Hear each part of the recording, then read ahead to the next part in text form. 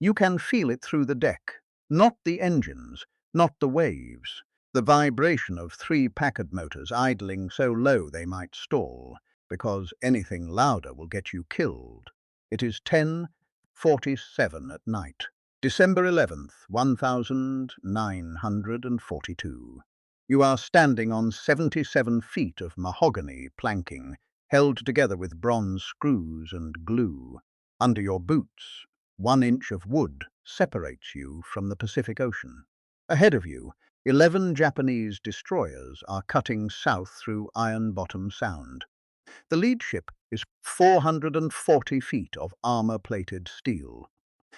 8 rapid fire guns, a fire control system that can track you in total darkness.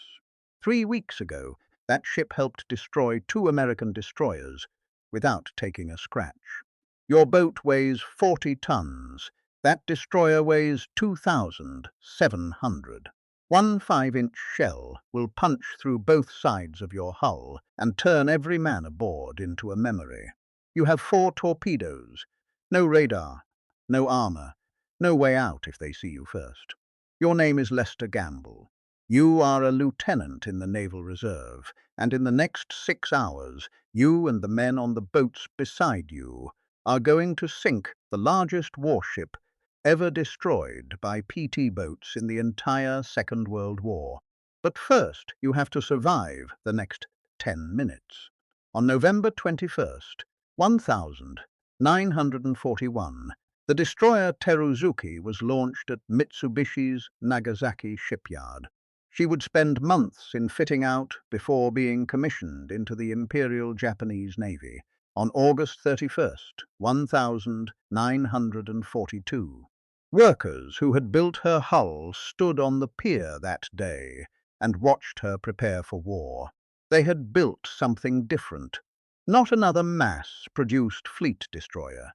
Not another variation of the Kagero or Yugumo classes that rolled out of Japanese shipyards like ammunition from a factory line.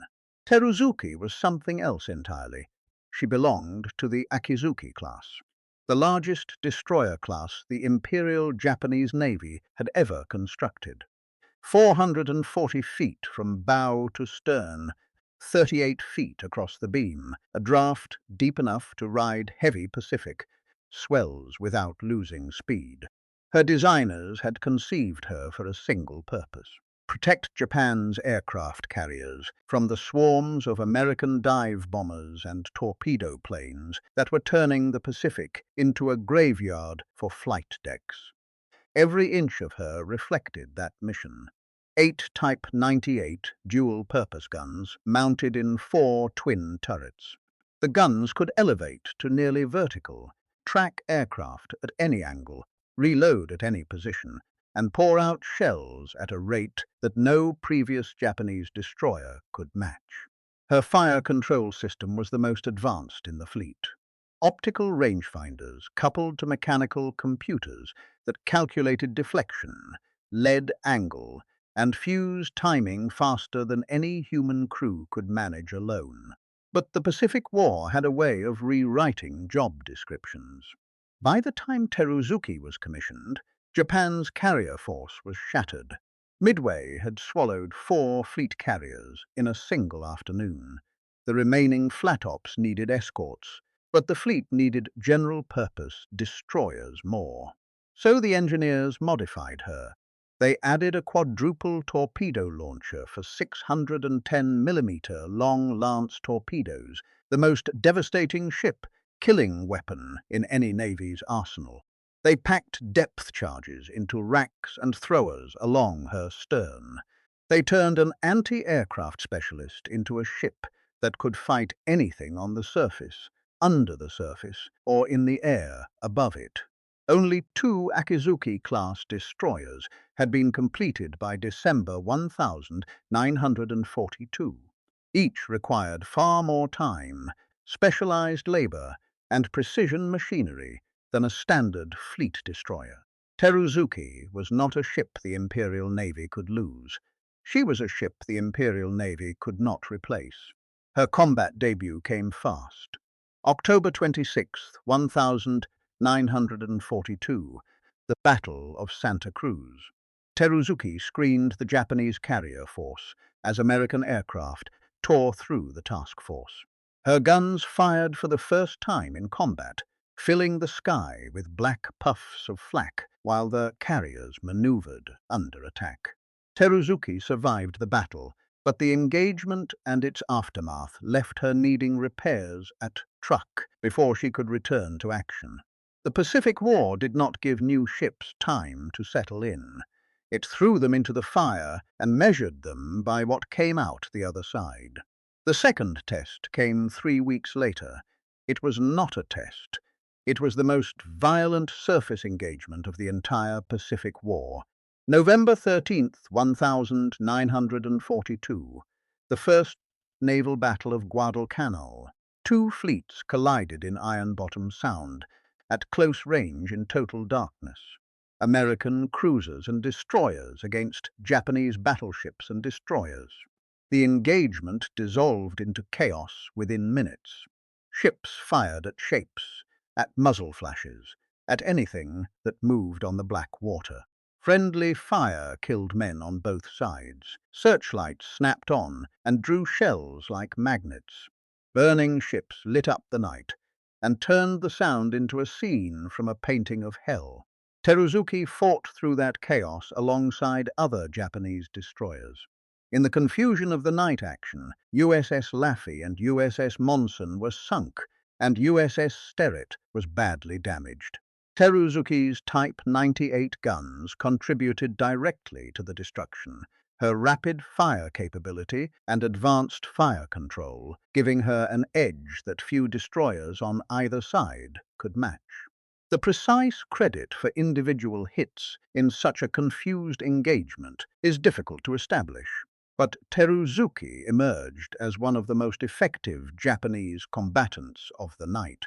The following evening, November 14th, Teruzuki was back in Ironbottom Sound. This time, the target was larger. The battleship USS South Dakota, 35,000 tons of American steel, had stumbled into a Japanese force in the darkness. Teruzuki launched torpedoes at South Dakota. The long lances missed, but the audacity of the attack was not lost on American commanders. A Japanese destroyer had fired ship, killing torpedoes at an American battleship, and lived to tell about it. Then came the rescue of survivors from the battleship Kirishima. After Kirishima was fatally damaged during the Second Naval Battle of Guadalcanal, Japanese destroyers, including Teruzuki, moved in to take men off the sinking giant. The rescue took place under dangerous conditions, with the battleship listing badly and settling by the stern. When Kirishima capsized, 36,000 tons of steel rolling over, the destroyers alongside had to claw clear to avoid being dragged under. Teruzuki's captain ordered emergency full ahead. The engine screamed. The destroyer cleared the capsizing hull and rode the wave surge that followed. Some of the crew felt the displaced water lift their ship, that close to going down with a dying battleship 10 times their size. By the end of November, Teruzuki had a combat record that few destroyers in any navy could match. She had contributed to the destruction of American warships in multiple engagements, launched torpedoes at a battleship, and survived a near-death encounter with a capsizing Kirishima, all in less than 3 months of service. She was one of the most dangerous surface combatants operating in the Solomon Islands, and the man who chose her as his flagship knew exactly what she was worth. Rear Admiral Raizo Tanaka was 51 years old. He had spent his entire career in destroyers, not by accident, not by assignment, by choice. Destroyers were the sharp edge of the Imperial Navy, fast, aggressive, lethal in the hands of a commander who understood night fighting and torpedo tactics. Tanaka understood both better than almost anyone alive. He had led Destroyer Squadron 2 at the Battle of Midway in June, escorting the troop transports that were supposed to invade the island after the carrier strike eliminated American air power. The carriers burned instead. The invasion was cancelled. Tanaka brought his transport home through waters that had suddenly become very dangerous for Japanese ships. No losses, no panic. Professional seamanship under conditions that had broken the nerve of admirals with bigger staffs and bigger ships. After Midway, the war shifted south. Guadalcanal. American Marines landed on August 7th and seized the airfield the Japanese had been building. The island became the focal point of the Pacific War. Whoever held Guadalcanal controlled the air and sea lanes between Australia and the United States. Japan could not let it go. America could not give it back. The problem was supply. Japanese troops on Guadalcanal needed food, ammunition, medicine, reinforcements. American aircraft from Henderson Field controlled the waters around the island during daylight hours. Any Japanese ship that approached Guadalcanal in daytime was a target for dive bombers and torpedo planes. The only option was to run supplies in at night. Fast ships, no lights, drop the cargo, get out before dawn. The Tokyo Express. Tanaka did not invent the concept, but he perfected it. High-speed destroyer runs down the slot, the narrow channel between the Solomon Islands. Depart Shortland Harbour in the afternoon. Run south at 24 knots through waters patrolled by American submarines. Arrive off Guadalcanal after dark. Drop watertight drums filled with rice, ammunition, and medical supplies into the current. Let the ocean carry them to shore. Reverse course. Run north at maximum speed. Be back in Shortland before the sun rose high enough for American pilots to find you. Simple in theory, murderous in practice. American PT boats, destroyers and cruisers patrolled the waters around Guadalcanal every night. Radar gave the Americans an advantage in detection. Henderson Field's aircraft could launch at dawn and catch slow-moving ships still in range. Every Tokyo Express run was a gamble where the stakes were measured in ships and men. Tanaka ran the Express for 6 months. He lost ships, he lost men, but he kept going. The Americans noticed. They started calling him Tenacious Tanaka. It was not a compliment exactly, but it carried respect. The kind of respect that comes from watching an enemy do something impossibly dangerous over and over and succeed more often than fail. Then came the night of November 30th, Tassafaronga. Tanaka was running 8 destroyers down the slot with supplies for Guadalcanal. American intelligence had intercepted the plan. Rear Admiral Carlton Wright was waiting with a force that should have annihilated Tanaka. 4 heavy cruisers, 1 light cruiser, 6 destroyers, radar, superior numbers, the element of surprise. Every advantage belonged to the Americans. The battle lasted 34 minutes. When it was over, the heavy cruiser USS Northampton was sinking. 3 more heavy cruisers, Minneapolis, New Orleans, and Pensacola, were so badly damaged they would spend months in shipyards. Tanaka lost 1 destroyer. 8 destroyers against 11 American warships, and Tanaka had turned the engagement into one of the most lopsided victories in the history of naval warfare. His weapon was the long-lance torpedo, launched by captains who had trained for years to fight at night without radar, using only lookouts, experience, and nerve. American naval officers studied Tassafaronga for decades. Some called it the most humiliating defeat the United States Navy suffered in the 20th century. All of them acknowledged Tanaka's brilliance. He had done what doctrine said was impossible. He had outfought a superior force in a fair engagement at night, while simultaneously trying to deliver supplies to a besieged island. 12 days after Tassafaronga, Tanaka chose Teruzuki as his flagship for the next Tokyo Express run. The choice was deliberate. Teruzuki had the best fire control in the fleet. She had proven herself against American warships. She was fast, heavily armed, and commanded by a captain who had kept her alive through engagements that destroyed other ships around her. For a night supply run into contested waters, she was the best destroyer Tanaka could ride. But the supply runs were getting harder. On December 7th, a Tokyo Express run by 11 destroyers was forced to turn back after American air and PT boat attacks. On December 9th, the submarine I-3, which had been running emergency supplies to the island underwater, was sunk by an American PT boat. The loss hit hard. Every supply route to Guadalcanal was being strangled. Then the message arrived, not from Tanaka's immediate superior, not from the fleet commander at Truk, from Admiral Isoroku Yamamoto himself, the commander-in-chief of the combined fleet, the architect of Pearl Harbor, the most powerful naval officer in Japan. The message was short. Tanaka had to get supplies through. The troops on Guadalcanal were starving. Not hungry, starving.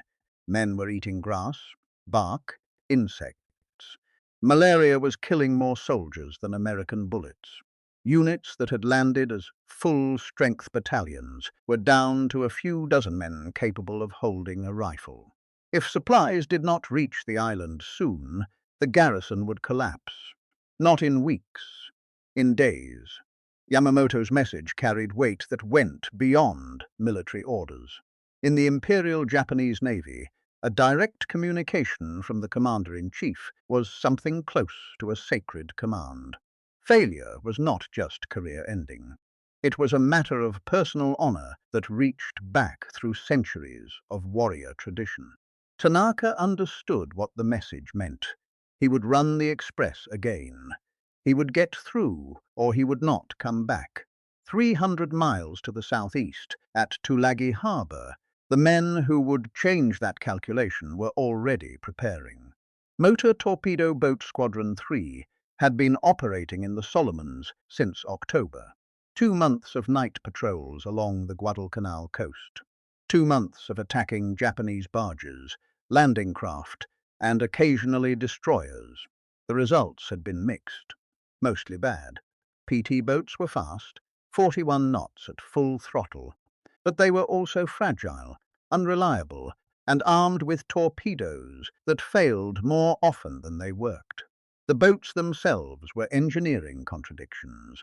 77 feet long, 20 feet wide, built from 2 layers of mahogany planking, each 1 inch thick, laid in diagonal patterns and held together with bronze screws, copper rivets, and marine glue. Between the layers, a sheet of canvas impregnated with waterproof resin. That was the hull. That was all that stood between the crew and the ocean, and between the crew and Japanese shells. 3 Packard V-12 engines sat in the engine room, each one a marinized aircraft engine, the same type of power plant that drove fighters and bombers through the sky. 12 cylinders per engine, 1,500 horsepower per engine, 4,500 horsepower total, driving 3 propeller shafts. The engines ran on 100-octane aviation gasoline, the most flammable fuel in the American military inventory. 3,000 gallons of it stored in tanks amidships. Crews had a name for those tanks. The coffin makers. 1 tracer round through the hull, 1 spark in the wrong place, and the boat became a funeral pyre that burned on the water. The weapons were simple. 4 Mark 8 torpedoes in fixed tubes, 2 on each side, angled 15 degrees outward from the centerline. You did not aim the torpedoes, you aimed the boat. Point the bow at where you thought the target would be in 60 seconds, press the firing button, and pray the gyroscope held. The depth mechanism worked, and the contact exploder actually detonated on impact. The Mark 8 had a documented history of failures, gyroscopes that tumbled, depth controls that sent the torpedo too deep or too shallow. exploders that struck the target hull and did nothing. Two twin-mount 50-caliber machine guns completed the armament. Browning M2s, effective against aircraft, barges, and personnel on deck.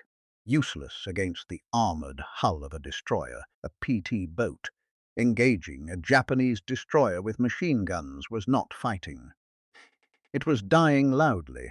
The boats had no radar, no sonar, no fire control system of any kind. Navigation was done by compass, chart, and the stars when clouds permitted. Target acquisition was done by binoculars and the naked eye. Range estimation was done by experience and guesswork. Everything depended on the crew. Their eyes, their nerve, their willingness to close range on ships that outgunned them by a factor that made the engagement less a battle and more an act of calculated desperation. On the night of December 11th, 5 PT boats were assigned to intercept the Tokyo Express. PT-37 under Lieutenant Lester Gamble, PT-40 under Lieutenant Stilly Taylor, PT-48 under Lieutenant Bill Kreiner. These 3 would operate as the primary attack group, patrolling the waters off the eastern end of Guadalcanal's coast. Further west, near Camimbo Bay, PT-44 under Lieutenant Frank Freeland and PT-110 waited as a secondary striking force. Gamble was the senior officer in the attack group, a naval reserve officer who had been in the Solomons for 5 months. In that time, he had run patrols, engaged Japanese barges, exchanged fire with float planes, and learned the lessons that kept PT boat crews alive. Stay dark, stay quiet. Do not make a wake until you are ready to fire. Never engage a destroyer unless you have surprise. Never assume your torpedoes will work. Always have a way out. He had never sunk a destroyer. No PT boat in the Pacific had ever sunk a major Japanese warship. The boats harassed the Tokyo Express, occasionally scored torpedo hits that damaged ships, but the confirmed kill list was empty. American commanders at Pearl Harbor and Washington were asking whether PT boats justified the resources spent on them, whether wooden boats had any real role in a war fought between steel warships, whether the men assigned to motor torpedo boat squadrons were being sent on missions that spent lives without achieving results. The question hung over every PT boat crew in the Solomons. Every night patrol was another chance to prove the concept or confirm the doubts. Every torpedo that missed, every boat that burned, every crew that died in the darkness, fed the argument that PT boats were a waste of gasoline and brave men. Gamble did not know that 11 Japanese destroyers were heading south toward him that night. He knew only that the Tokyo Express was running again, that intelligence had reported a convoy, that his orders were to intercept and attack. 3 wooden boats, 12 torpedoes, against whatever came down the slot. The engines idled. The crews waited. The darkness pressed in from every direction. And somewhere to the northwest, 440 feet of Japanese steel was cutting through the same darkness, carrying the most feared admiral in the Solomon Islands toward a meeting that neither side had planned and neither side was ready for. On the afternoon of December 11th, 11 destroyers filed out of Shortland Harbor in a long grey column. Teruzuki led. Her bow cut a clean wake through the calm water as the formation turned southeast and began the run down the slot. Behind her, Arashi and Naganami held escort positions, their lookouts already scanning the sky for the American aircraft that had become as predictable as the tide. Further back, 8 more destroyers rode low in the water, their decks loaded with watertight drums lashed to every available surface. The drums were the point of everything. Steel cylinders packed with rice, ammunition, bandages, quinine tablets. Each one sealed against seawater, weighted to float just below the surface, connected by ropes that would allow soldiers on shore to haul them in after the destroyers dropped them and ran. It was an absurd way to supply an army. It was the only way left. Tanaka stood on Teruzuki's bridge and watched the slot open ahead of him. He had made this run so many times that the landmarks were as familiar as the streets of his hometown. Cape Moltke falling away to port, the long dark mass of Choiseul Island to the northeast, the water changing colour where the shallow reefs gave way to the deep channel. Every feature told him how far he had come and how far he still had to go. The distance was 300 miles. At 24 knots, the formation would reach Guadalcanal by nightfall. Drop the drums off Cape Esperance after dark. Reverse course. Run north at maximum speed through the most dangerous waters in the Pacific. Be back in Shortland before the sun rose high enough for American dive bombers to find them. 12 hours start to finish. The air attack came at dusk, exactly when Tanaka expected it. 14 SBD Dauntless dive bombers from Henderson Field, dropping out of the cloud layer in steep dives, their sirens screaming as they fell toward the formation. Tanaka gave no special orders. His captains knew the drill. The destroyers held course and speed. Anti-aircraft guns opened up, the sky filled with black bursts of flak. Tracers asked upward in streams of light. Not one bomb hit. The SBDs pulled out of their dives, reformed, and flew south toward Henderson Field. The attack had lasted 8 minutes. The formation continued without slowing down. By 10 o'clock, the drums were in the water off Cape Esperance. Japanese soldiers on shore would start recovering them at first light, wading into the surf, pulling the ropes, dragging the cylinders up the beach and into the jungle before American aircraft could spot them. How many drums would actually reach the troops was a question Tanaka had stopped asking. The answer was always the same. Not enough, he ordered withdrawal. 11 destroyers swung north. Speed dropped to a crawl as the formation moved close to shore. The most dangerous part of the mission was supposed to be over. Tanaka allowed himself to believe that the night would end the way the other had. Quiet, dark, uneventful. 3 miles to the east, in the black water between Savo Island and Cape Esperance, the men who would prove him wrong were already listening. Gamble heard the Japanese formation before he saw it. Not the engines, not the bow waves. The sound of 11 ships moving through calm water carried across the surface in ways that defied logic. A low hiss, a distant rumble that was more vibration than noise. Something felt in the chest before it registered in the ears. He pressed the binoculars harder against his face and swept the darkness to the northwest. There, a shape darker than the sky behind it. Then another, then a third. Silhouettes cutting south against the faint line where ocean met clouds. Destroyers, moving in column. The lead ship was large, larger than the others. Her superstructure was taller, her profile longer, her presence on the water heavier than a standard fleet destroyer. Gamble lowered the binoculars and looked aft. PT-40 was 50 yards behind him, a dark shape against darker water. Beyond P-40, PT-48 held station. 3 boats, 12 torpedoes, against a column of warships that stretched across the horizon.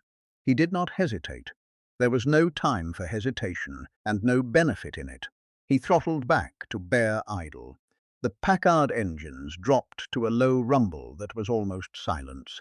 PT-40 and PT-48 matched him. 3 boats drifting in the darkness, making no wake, presenting no silhouette.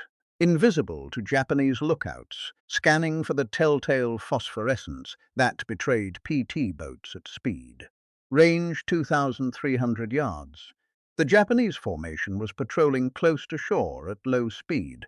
Teruzuki was in the column with Arashi and Naganami. Behind them, The supply destroyers, with their empty drum racks and crews, already thinking about the run home to Shortland Harbour. The formation was strung out, 300 yards between each ship, standard spacing, good for avoiding submarines, terrible for mutual fire support. If one ship took a hit, the others would need minutes to react. Gamble saw the gap and filed it away. Minutes were what PT boats needed. Minutes to fire, minutes to run, minutes to disappear before the searchlights found them. Range 1,500 yards. He could make out details on Teruzuki's profile now. The forward gun turrets, the bridge superstructure with its fire control director on top, the mainmast, the aft turrets. The ship was enormous against the night sky, a wall of steel moving through water that reflected nothing. 1,200 yards, 1,100, 1,000. Inside 1,000 yards, the world changed. At this range, Teruzuki's guns could hit a PT boat with the first salvo. At this range, a searchlight would turn the mahogany hull into a target as bright as a flare.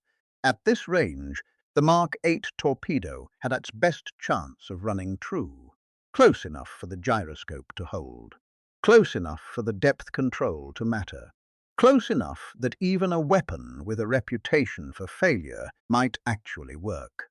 Gamble turned PT-37 30 degrees to port. The boat swung slowly, silently, lining up the attack angle. The torpedo tubes were fixed. You aimed the boat.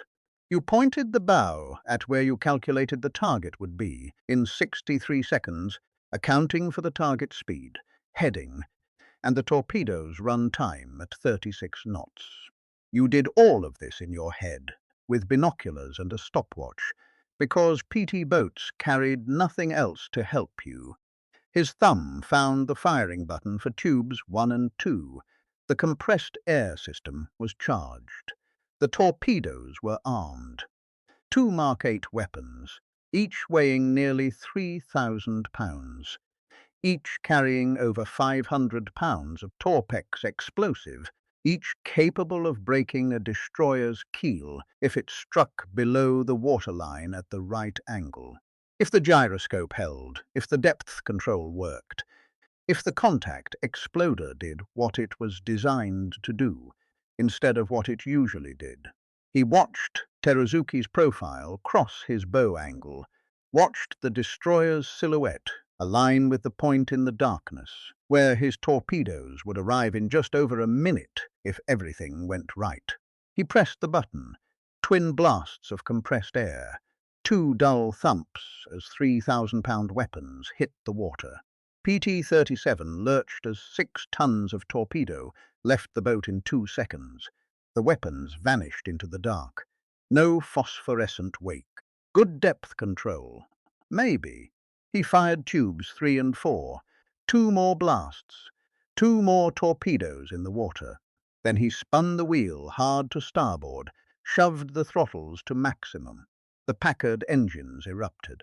PT-37 leaped forward, climbing onto plane at 41 knots, her stern digging into the water. Her bow, rising as 3,000 horsepower, drove 77 feet of mahogany east toward Guadalcanal. Behind him, PT-40 and PT-48 were firing their own weapons. Taylor launched torpedoes at the Japanese column. Kreiner fired at another shape further back. 12 weapons in the water now, running silent and invisible toward the Japanese formation. Gamble counted. 60 seconds to impact. The number sat in his mind like a clock he could not turn off. 50 seconds. 40. 30. The boat was shaking under him, the engines screaming, the hull vibrating with a violence that loosened fillings and blurred vision. 20 seconds. The crew was silent. Every man aboard staring aft into the darkness, where 12 torpedoes were converging on steel. 10 seconds. 5. Nothing. 2 seconds of nothing. 2 seconds where the possibility existed that every torpedo had missed or failed, or run under the targets without detonating. 2 seconds where December 11th was going to be another night of empty tubes and nothing to show for it. Then the ocean behind them split open. 2 detonations ripped through Teruzuki almost simultaneously. One torpedo struck the aft engine room below the mainmast. The other smashed into the fantail, destroying the port propeller and rudder. The blast sent columns of water 200 feet into the air, white against the black sky, hanging for a moment before collapsing back onto the destroyer's deck. The entire aft section of Teruzuki erupted in flame. Ruptured fuel tanks feeding 3 Campon boilers ignited in a chain reaction that turned the stern into an inferno in seconds. Orange light spread across the water. For the first time that night, Gamble could see. He could see individual Japanese sailors on Teruzuki's deck, silhouettes against the flames, running, stumbling, falling. He could see the forward gun turrets swinging, searching for a target that was already gone. He could see the other destroyers in the formation turning, their searchlights snapping on, white beams stabbing across the dark water in random patterns. One beam swept across the ocean, 50 yards ahead of PT-37, close enough that the light seemed to brush the bow, close enough that Gamble felt his heart stop and restart in the same beat. The beam kept moving, passed over them, missed. Teruzuki's forward guns opened fire. Not at the PT boats. At empty ocean, the torpedo blasts had knocked the fire control system offline. The guns were firing blind, their shells landing in water where nothing floated. Star shells burst overhead, parachute flares that turned the night into a flickering imitation of daylight. A second destroyer opened fire, then a third. The Japanese formation was shooting at shadows, at phosphorescent patches, at the darkness itself. Gamble kept the throttles at maximum.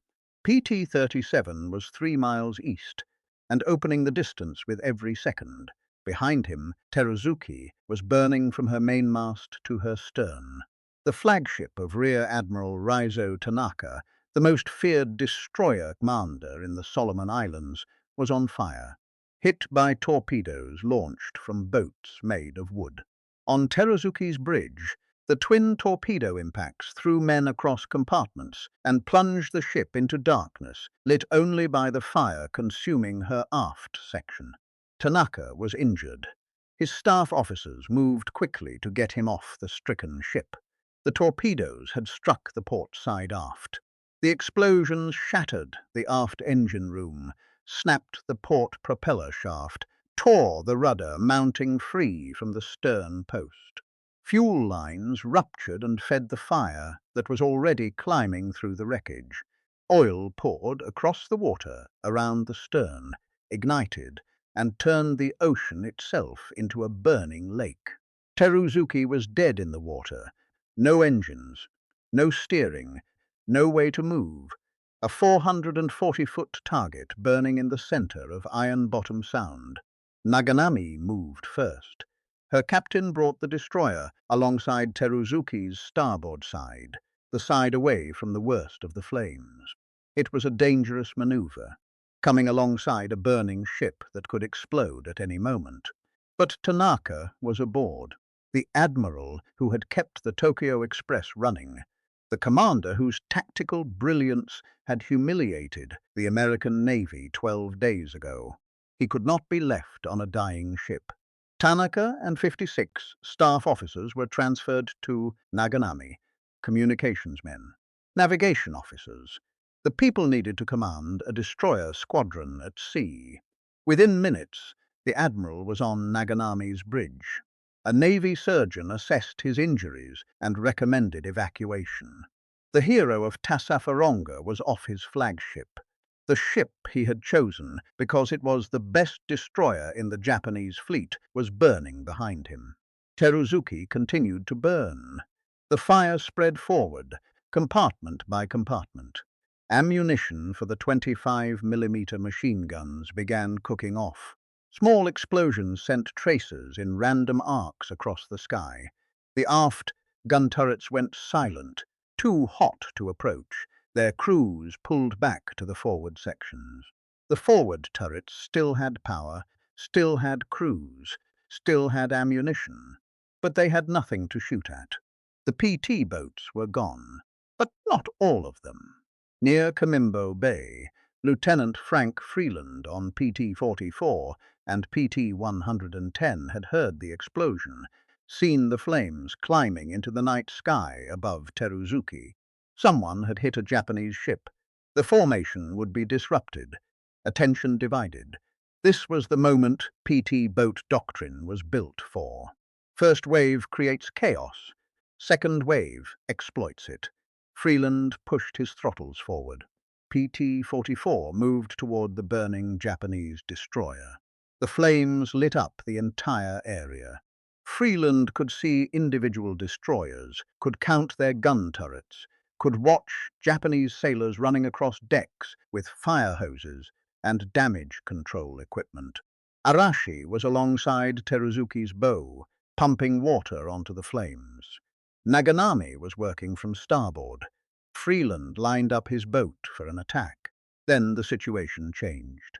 Two Japanese destroyers appeared between PT-44 and Savo Island to the north, cutting off the escape route back toward Guadalcanal. In the confusion, PT-110 managed to slip away into the darkness. Freeland was on his own. Then came Kawakaze and Suzukaze. The two Japanese destroyers had spotted PT-44 in the light of the burning Teruzuki. Freeland wheeled his boat around, laying smoke as the two warships bore down on him. The crack of their guns gave way to the whistle of shells, churning the water around the fleeing boat. PT-44 was lit up, visible, exposed. A wooden target running from steel hunters that had the range and the firepower to end it. They found the range. 5-inch shells struck PT-44 multiple times. The rounds punched through the mahogany hull and detonated inside. The boat that had come to exploit the chaos of the first attack was torn apart by the same type of warship that Gamble's group had just crippled. PT-44 went down. Of her crew of 11 men, only 2 survived. The victory over Teruzuki had a price. 9 American sailors dead on a wooden boat that never got the chance to fire her torpedoes at the right target. Frank Freeland, who had raced toward the sound of battle because that was what PT boat doctrine said to do, paid for following doctrine with his boat and most of his crew. While PT-44 was dying, the fire aboard Teruzuki continued to spread. The damage from both torpedo hits was catastrophic. The aft engine room was completely flooded. The port propeller shaft had broken into pieces that punched holes in the hull below the waterline. Flooding was spreading forward through ruptured bulkheads. The pumps were losing the fight against the ocean. Water was coming in faster than the damage control teams could push it out, and the fire was moving toward the depth charges. If those went up, every man still aboard would die. Every ship within 1,000 yards would take damage. In the early hours of December 12th, Commander Tsuneo Orita stood on Teruzuki's bridge. He was the ship's captain. His admiral was on another destroyer. The decision belonged to him now. Stay and fight the fire, or abandon ship before it was too late. The damage reports left no room for hope. Teruzuki was dying. The 2 torpedo hits had broken her in ways that no damage control effort could repair at sea. The only question was whether she would sink on her captain's terms or on the depth charges' terms. Orita made his decision. He ordered the Kingston valves opened, controlled flooding. Sink the ship on his terms rather than wait for the depth charges to make the decision for him. The crew began abandoning ship. Some transferred to Arashi and Naganami. Others launched boats and began rowing south toward Guadalcanal, 3 miles away. Better to be captured by Americans than burned alive on a ship that was becoming a floating bomb. 197 men transferred to other destroyers. 156 rowed for Guadalcanal. 9 men were dead, killed in the torpedo blasts or trapped in flooded compartments that no one could reach. By 3:15 a.m., the Japanese gave up all efforts to save Teruzuki. She was scuttled. The fires burned without opposition. No crews to fight them. No pumps running. Just fire moving forward through abandoned compartments, consuming everything it touched, reaching the depth charges that sat in their racks at the stern. The depth charges detonated. The explosion compressed the air for miles in every direction. The fireball climbed into the night sky, orange and white. The shockwave hit Naganami hard enough to knock men off their feet. Arashi was shoved sideways by the blast wave traveling across the water. Teruzuki's stern ceased to exist. The entire aft third of the destroyer disintegrated. Steel hull plates that had been riveted together in Nagasaki were shredded into fragments that flew in every direction. Metal rained across the water for hundreds of yards. The forward two-thirds of the ship remained intact for a few moments longer. The bow section hung in the air at an angle. The forward gun turrets still pointed skyward, still aimed at aircraft that would never come. Then the weight of the water flooding through the shattered midships section pulled the hull past its balance point. The bow rolled slowly to port, paused, then slid beneath the surface. The screws, the rudder post, the aft gun turrets, the engine rooms, the crew quarters, the galley where men had eaten their last meal 12 hours earlier. All of it pulled down into the deep water of Ironbottom Sound, joining the dozens of other warships, American and Japanese, that had found their graves in those waters since August. 2,700 tons of steel. The largest destroyer class the Imperial Japanese Navy had ever built, gone in under a minute. On Naganami's bridge, Rear Admiral Raizo Tanaka watched his flagship disappear. He had watched the fire spread forward compartment by compartment, watched the secondary explosions as ammunition cooked off, watched the boats carrying his crew pull away from the dying ship. Now he watched the final act, the depth charges, the fireball, the bow going under. Tanaka said nothing. There was nothing to say. The ship he had chosen because it was the best destroyer in the Japanese fleet was gone. Destroyed not by American cruisers or battleships or aircraft. Destroyed by torpedoes launched from boats made of wood. Tanaka did not know it that morning, but Tokyo had already made its decision. Losing a flagship to PT boats was not something the Imperial Japanese Navy could explain or excuse. On December 29th, 17 days after Teruzuki went down, Tanaka was relieved of command, transferred to Singapore, then to Burma, shore duty, liaison work between naval forces and army units. Important work, perhaps, necessary work, certainly, but not the work of a destroyer admiral, not the work of the man who had run the Tokyo Express for 6 months, through waters that killed ships every night. He would never command a squadron at sea again. He would spend the rest of the war on land, watching younger officers lead the operations he had built, refine the tactics he had pioneered, lose the ships he had kept alive.